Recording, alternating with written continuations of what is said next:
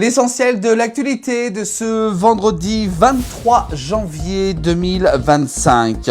On commence l'actualité, on a appris à tout juste 1 heure suite à l'incendie de Crans-Montana. En Suisse, le propriétaire du bar a été remis en liberté par la justice suisse. L'incendie de ce bar en Suisse, je vous rappelle, a fait 40 morts donc lors de la nuit du Nouvel An entre 2025 et 2026. Donc ce qui a fait un grand coup de tonnerre.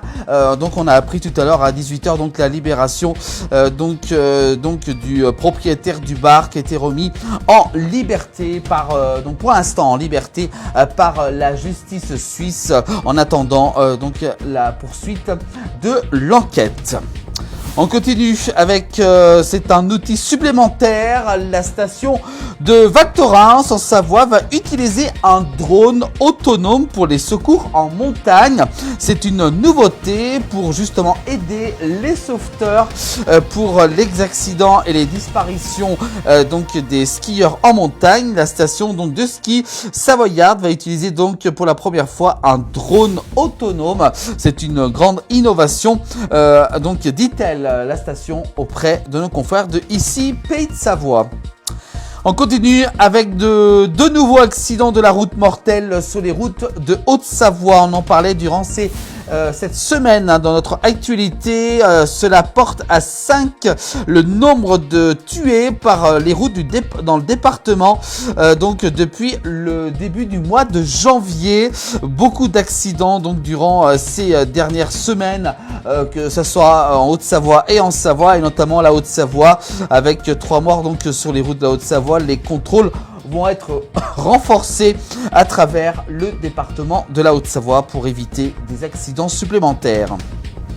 On continue avec un pédalier sans chaîne innovant au cœur des innovations de l'entreprise Sixi du côté d'Annecy, à Poisy exactement se situe cette entreprise. On en a déjà parlé la semaine dernière avec un véhicule. Cette fois-ci, justement, l'entreprise Sixi basée à Poisy a mis en place une technologie innovante pour son pédalier et la commercialise déjà à plusieurs marques de vélos électriques. Encore une nouveauté, en plus avec un produit local fabriqué en Haute-Savoie.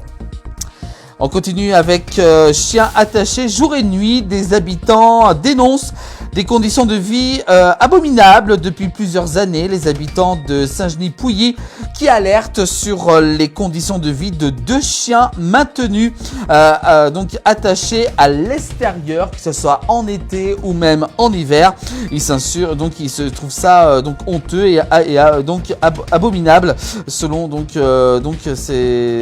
les habitants donc de la commune de Saint-Genis-Pouilly qui donc ont alerté la police par rapport à ces 2 chiens détenus tout au long de la journée en extérieur. On continue avec en Savoie, travail illégal, infraction routière, des dizaines de conducteurs de VTC, de taxis pris en faute lors d'un contrôle qui s'est déroulé durant ces derniers jours. Une vaste opération des forces de l'ordre a été menée le 11 janvier dernier aux abords de l'aéroport de Chambéry en Savoie. Des dizaines d'infractions ont ainsi été relevées. De nombreux autres également contrôles vont se dérouler tout au long de l'année, ce qui a affirmé le préfet de la Savoie. On continue avec neige et verglas. Attention, soyez prudents sur les routes. La Haute-Savoie et la Savoie a été placée en vigilance orange pour ce soir, vendredi 23 janvier, dans son bulletin de Météo France. En vigilance orange, neige et verglas. La pluie a commencé à tomber en fin de journée. Et justement, cette alerte neige et verglas a été émise depuis 18h et devrait être levée demain matin. Donc soyez prudents. La neige qui pourrait même s'abaisser en pleine avec du verglas et des températures qui devraient chuter dans la nuit, donc grande prudence sur les routes. On continue avec en Haute-Savoie un projet de 16 millions d'euros pour rénover les archives départementales de la Haute-Savoie. Le bâtiment abritant les archives départementales à Annecy va subir un important chantier de rénovation et de modernisation, l'occasion de repenser notamment l'accueil du public pour les archives départementales ou les Annéciens. Je vous rappelle que ces archives départementales se situent à Annecy, en plein cœur de la ville d'Annecy. Les Annéciens donc réclament justement à ce que l'accès donc à ces archives départementales et l'accueil de public soit le mieux possible. Donc des travaux qui devraient débuter dans les prochaines semaines. L'actualité est toujours en circulation à Genève. Plus de 140 heures perdues dans les bouchons chaque année du côté de Genève en Suisse. La cité de Calvin figure donc dans le top 50 des villes les plus embouteillées du monde. C'est pas très loin de chez nous, c'est tout juste à 40 km d'Annecy. Selon un récent classement, Genève donc qui arrive en tête au niveau national, au niveau des bouchons. C'est vrai qu'en raison surtout donc des frontaliers qui sont de plus en plus nombreux donc à emprunter les routes en Suisse, à aller et également aussi à rentrer en France. Donc voilà, donc ce qui donc classe Genève la ville la plus embouteillée. On continue avec plus de 24 heures après sa disparition, un skieur a été retrouvé mort du côté de Chamonix en Haute-Savoie. Les secouristes du peloton de la gendarmerie de Haute-Montagne ont découvert le corps sans vie d'un skieur de 55 ans. Ça s'est déroulé hier, jeudi 22 janvier à Chamonix-Mont-Blanc dans le secteur des Grands Montets. On continue également l'actualité avec un début d'incendie a été hier, jeudi 22 janvier, du côté de Montmélian dans une cave. Il était 1h du matin dans la nuit de jeudi 22 janvier lorsque les pompiers ont été alertés d'un départ de feu du côté de Montmélian, ce qui a provoqué la mobilisation de 34 personnes ont été évacuées dans cet incendie.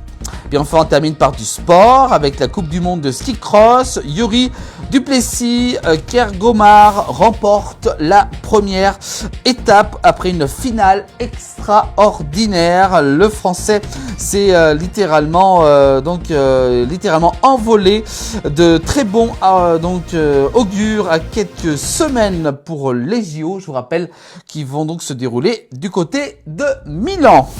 Voilà pour l'essentiel de l'actualité de cette journée de ce vendredi 23 janvier 2026. Toute l'actu, c'est tous les soirs en direct dans le 19h, également aussi à retrouver en replay sur les plateformes de la place du village.